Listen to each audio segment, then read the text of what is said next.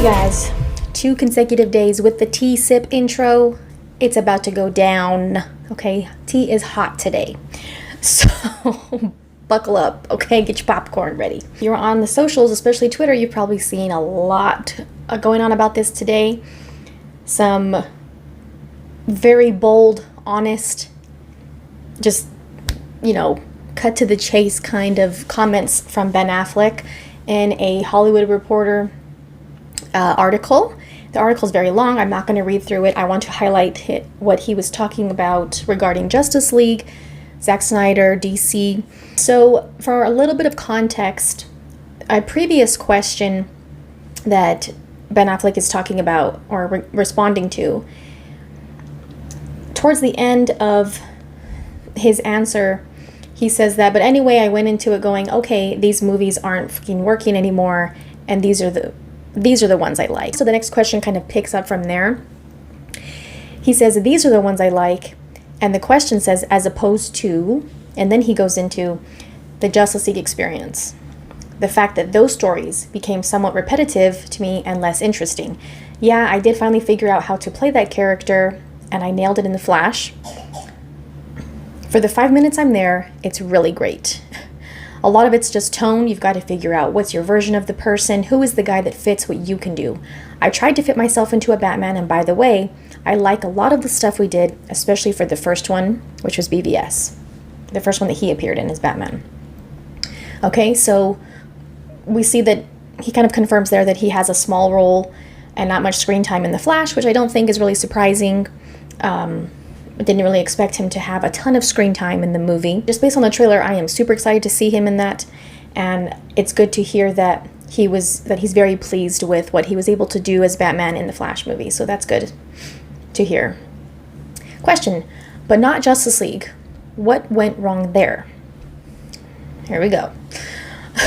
Justice League, you could teach a seminar on all the reasons why this is how not to do it. Ranging from production to bad decisions to horrible personal tragedy and just ending with the most monstrous taste in my mouth.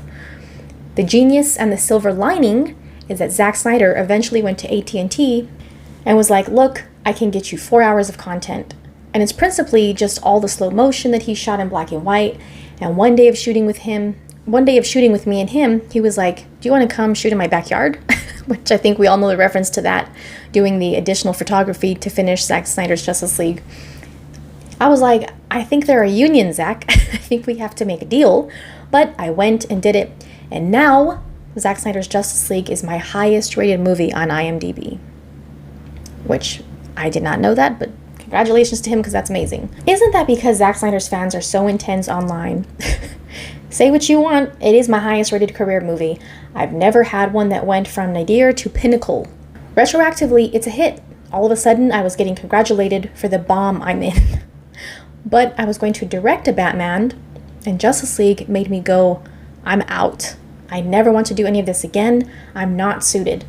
That was the worst experience I've ever seen in a business, which is full of some shitty experiences. Crappy experiences with, more expletive word. It broke my heart.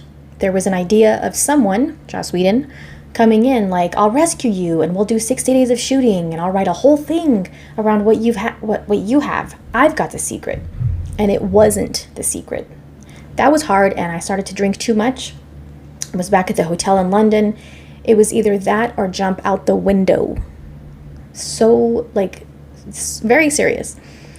And I just thought, this isn't the life I want. My kids aren't here. I'm miserable.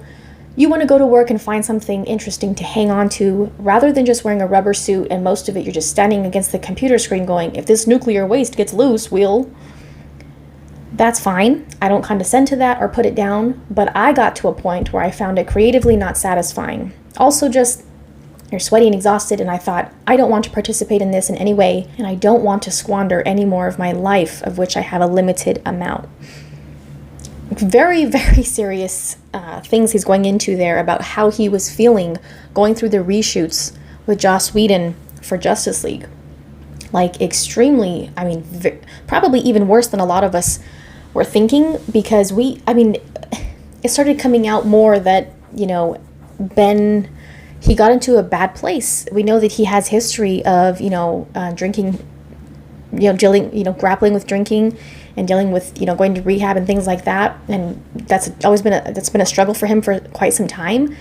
And this sent him back down that path. It was obviously very much a trigger for him to revert back to those kinds of self-destructive behavior. And you could see just from this statement the mental state that he was in, which was very unhealthy. This article talks a lot about he and Matt Damon's relationship as well. We've known they've been friends for, pretty much half their life. Their whole life, they've known each other and been great friends. And that Matt Damon was one of the ones to tell him, like, you cannot do this. You're going to die. You're going to kill yourself drinking too much. You're going to just completely ruin your life. All because of that. And that is extremely just... People could say it's just a movie, it's just reshoots. No, but these are people's lives. They dedicate years to this. They are in that it's their life. They're in this for years. And you could imagine the stark contrast between how it was working with Zach on set and then just completely, they just completely flipped a script on everybody. No pun intended. But literally how they were treating people. And I don't doubt, like, the rumors that came out about Ben wanting to do a walkout and everything like that on set. I completely believe that. And hearing Ben had talked about it kind of before, but sometimes he was a little bit more... Sometimes he would kind of make blanket statements about it. And as time went on, especially after the movie got released, it's like, there's no way you're going to jeopardize it being released if you are this honestly... if you're saying these things after, it's like, we got the movie and he can really be... maybe he feels like he can be even more blunt now about it. People, you read this and you really think Ray Fisher was making stuff up or lying or just trying to get attention? No. There's other, these are extremely serious, these are very serious statements to make about the environment that people were experiencing doing the reshoots for Justice League. Continuing, so if DC came to you now and said, do you want to direct something? I would not direct something for the Gunn DC. Absolutely not. I have nothing against James Gunn. Nice guy. Sure, he's going to do a great job. I just wouldn't want to go in and direct in the way they're doing that. I'm not interested in that. So again, very telling statement. He makes it very, very, very clear. Like, you could not be more clear the way he is responding to this question. Nothing can be twisted. He does not leave anything open to misinterpretation or anything being able... You cannot twist this and say nothing. First of all, he's respectful towards James Gunn. He's not saying anything... He doesn't take any, personal shots towards him. But it's interesting that he says, I wouldn't want to go in and direct in the way they're doing that. I'm not interested in that. So it kind of does seem like... some people might interpret that to mean he doesn't like the direction they're going with DC. Now, compare this statement to James Gunn. When James Gunn said, not that long ago, people were asking him things about, this new DC universe. And one of the questions was, is Ben going to be involved at all? Or, something like that, because we know he's not going to be Batman after, the movies this year anymore. But in the new DC universe, he's not going to be Batman. So people are asking, is he still going to be involved some way? And James Gunn was like, we've met with Ben specifically for the purpose that, he wants to direct. That they met specifically for that reason. And I even made a recent video about rumors coming out that Ben Affleck could possibly direct Batman Brave and the Bold. That is obviously very false. He makes it very clear. So again, we have another stark contrast of statements from James Gunn and then the person that he's commenting about. That person's comment's very different. Same thing was with Henry Cavill about not being Superman anymore. Their comments, their statements about it were very different. I've covered it in several videos about how different their statements were. And clearly, I don't doubt that James Gunn and Ben Affleck, they obviously had to have some kind of meeting because Ben was still involved with The Flash and he was still kind of there, and there was reports that he could have possibly been doing some reshoots and this and that. So I'm sure that he met with people not just Henry Cavill, other people that have been in these roles for the past several years, or they had to meet with those people. Are they going to continue to have to at some point, so that everyone knows what's going to be going on and changes that are going to be made and whatnot? So it makes sense that they would have met or had a meeting. But again, just like with Henry Cavill, they clearly left those meetings with very different resolutions in mind. So maybe they did approach Ben or about directing, or maybe the topic came up about possibly would he like to direct, or maybe they were interested in that and wanted to see where Ben Affleck was on that. So to do that, I'm sure they would have to give him an idea of their plan and what they have in mind, so that way Ben could know if he's interested in directing or not. But this statement makes it, it's black and white, this statement. So definitely not. Very interesting. The rest of the article is talking about his new movie Air, the Michael Jordan story, or the Nike/Michael Jordan story that he and Matt Damon are producing together. It also talks about the production company that he and Matt Damon are partnering on, Artist Equity. Kind of talking about things in his personal life and whatnot. So, but those were the main things I wanted to talk about because of DC and what he had to say about Zack Snyder's Justice League, BVS, Batman in general, and especially that comment about not directing for James Gunn's DC. Like I said recently in my recent video about the rumor about him directing Batman Brave and the Bold, or anything related to Batman, I thought at first that, that would be a silver lining for those of us fans who are not super excited about this new DC universe at this time, or don't really feel like they're hyped about it, or don't have much to look, I felt like that might be a silver lining, because for those of us that are fans of his Batman and him being in DC, it would be cool to at least see something that he's still involved in, if he had creative liberties and was able to do what he wanted with the story. I felt like that would be a positive thing,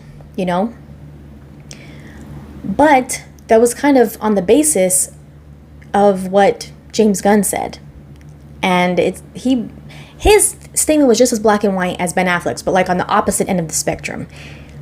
That he made it seem like this is he wants to direct, and he wants to, we met for specific reason. So based on that, I was like, oh, well, that could be a good thing if Ben feels like he wants to. And like I think I even said in my video, if it's the right circumstances and it's a healthy, positive environment, then yeah, I would definitely be excited to support that. But we didn't have the other side of it.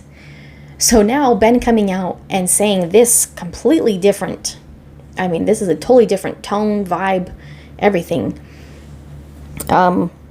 Hearing his statement now, I'm happy that he's not going to, because clearly he feels like that is just not what he would want to do.